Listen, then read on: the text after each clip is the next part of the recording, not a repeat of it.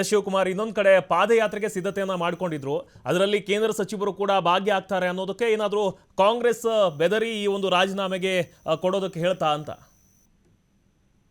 ಮಲ್ಲಿಕಾರ್ಜುನ್ ಈಗಾಗಲೇ ಪಕ್ಷ ಮತ್ತೆ ಸರ್ಕಾರಕ್ಕೆ ಡ್ಯಾಮೇಜ್ ಆಗ್ತಾ ಇದೆ. ಅದರಲ್ಲೂ ವಾಲ್ಮೀಕಿ ಸಮುದಾಯದ ವಾಲ್ಮೀಕಿ ಅಭಿವೃದ್ಧಿ ನಿಗಮದ ಹಣ ಇದು ಹೋಗಿರೋದ್ರಿಂದ ಸಹಜವಾಗಿ ಆ ಸಮುದಾಯದ ಅಭಿವೃದ್ಧಿ ಕೆಲಸಗಳಿಗೆ ವಿನಿಯೋಗ ಆಗಬೇಕಾಗಿದ್ದಂತಹ ಹಣ ಅದನ್ನ ನಾಗೇಂದ್ರ ಅವರು ಲೂಟಿ ಮಾಡಿದ್ದಾರೆ. ಅದನ್ನ ಕಾಂಗ್ರೆಸ್ ನಾಯಕರಿಗೆ ಹಂಚಿದ್ದಾರೆ, ಎಲೆಕ್ಷನ್ಗೆ ಹಂಚಿದ್ದಾರೆ ಅನ್ನುವಂತ ಆರೋಪಗಳನ್ನ ಪ್ರತಿಪಕ್ಷಗಳು ಅವತ್ತು ಮಾಡಿದ್ದು.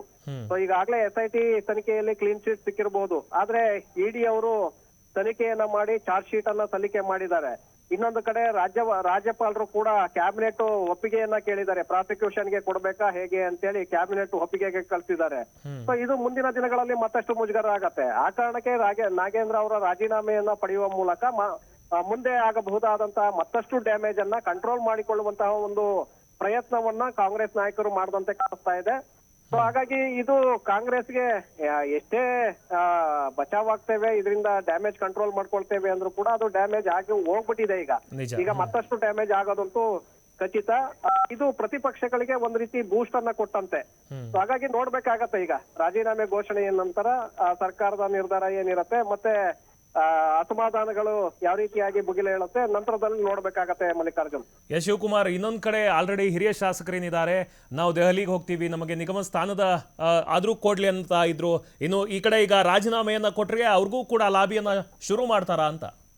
ಸಹಜವಾಗಿ ಮಲ್ಲಿಕಾರ್ಜುನ್, ಈಗ ನಾಗೇಂದ್ರ ಅವರು ಅಧಿಕೃತವಾಗಿ ರಾಜೀನಾಮೆಯನ್ನ ಈಗ ಘೋಷಣೆ ಮಾಡಿದ್ರೆ ಈಗಾಗಲೇ ಒಂದು ಸ್ಥಾನ ಖಾಲಿ ಇದೆ. ಈಗ ಮತ್ತೊಂದು ಸ್ಥಾನ ಕೂಡ ಖಾಲಿ ಆಗತ್ತೆ. ಅದರ ಜೊತೆಗೆ ಇನ್ನೊಂದಿಬ್ಬರು ಹಾಲಿ ಸಚಿವರನ್ನ ಕೈ ಬಿಡಬೇಕು ಅನ್ನುವಂತಹ ಚರ್ಚೆಗಳು ಕೂಡ ಶುರುವಾಗಿದೆ. ಮುಖ್ಯಮಂತ್ರಿಗಳು ರಾಹುಲ್ ಗಾಂಧಿ ಅವರನ್ನ ಭೇಟಿ ಮಾಡಿದಂತ ಸಂದರ್ಭದಲ್ಲೂ ಕೂಡ ವಿಚಾರವನ್ನ ಪ್ರಸ್ತಾಪ ಮಾಡಿದ್ದಾರೆ. ಹಾಗಾಗಿ 4-5 ಸ್ಥಾನಗಳು ಈಗ ಮತ್ತೆ ಕ್ರಿಯೇಟ್ ಮಾಡಿ ಅಲ್ಲಿಗೆ ಯಾರು ತುಂಬಾ ಡಿಮ್ಯಾಂಡ್ ಮಾಡ್ತಾ ಇದ್ದಾರೆ. ಈಗ ಎಂ ಕೃಷ್ಣಪ್ಪ ಇರ್ಬೋದು, ಬಸವರಾಜ್ ಶಿವಣ್ಣ ಅವರು ಇರ್ಬೋದು, HJ ಪಾಟೀಲ್ ಇರ್ಬೋದು, ಜಯಚಂದ್ರ ಇರ್ಬೋದು, ಇಂಥವರಿಗೆ ಅಲ್ಲಿ ಅವಕಾಶವನ್ನು ಮಾಡಿಕೊಡುವಂತ ನಿರ್ಧಾರವನ್ನ CM ಮತ್ತೆ ಹೈಕಮಾಂಡ್ ನಾಯಕರು ತೆಗೆದುಕೊಳ್ಬಹುದು. ಹಾಗಾಗಿ ಅವರನ್ನು ಕೂಡ ಸಮಾಧಾನ ಮಾಡಿದಂತೆ ಆಗತ್ತೆ.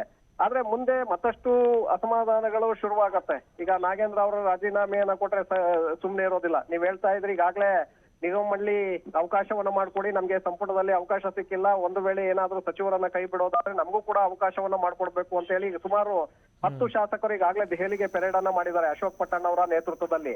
ಸೊ ಅದರಲ್ಲಿ ಕೆಲವರು ನಿಗಮ ಮಂಡಳಿಗೂ ಕೂಡ ಬೇಡಿಕೆಯನ್ನ ಇಟ್ಟಿದ್ದಾರೆ. ಅವ್ರೀಗ ಇಲ್ಲಿ ಖಾಲಿ ಆಗತ್ತೆ ಅನ್ನುವಂಥದ್ದು ಗೊತ್ತಾಗ್ತಿದ್ದ ಹಾಗೆ ಮತ್ತೆ ಸಂಪುಟದಲ್ಲಿ ನಮ್ಗೆ ಅವಕಾಶವನ್ನ ಮಾಡ್ಕೊಡಿ ಅನ್ನುವಂತ ಡಿಮ್ಯಾಂಡ್ ಅನ್ನ ಶುರು ಮಾಡ್ತಾರೆ. ಮತ್ತಷ್ಟು ಶಾಸಕರು ಕೂಡ ದೆಹಲಿಗೆ ಭೇಟಿಯನ್ನ ಕೊಡುವಂತ ಪ್ರಯತ್ನಗಳನ್ನ ಮಾಡ್ತಾರೆ. ಆಗ ಮತ್ತಷ್ಟು ಸಂದಿಗ್ಧ ಪರಿಸ್ಥಿತಿ ರಾಜ್ಯ ನಾಯಕರಿಗೆ ಎದುರಾಗತ್ತೆ ಮಲ್ಲಿಕಾರ್ಜುನ್. ಎಸ್ ಶಿವಕುಮಾರ್, ಮತ್ತೆ ನಾನು ನಿಮ್ಮನ್ನ ಸಂಪರ್ಕ ಮಾಡ್ತೀನಿ.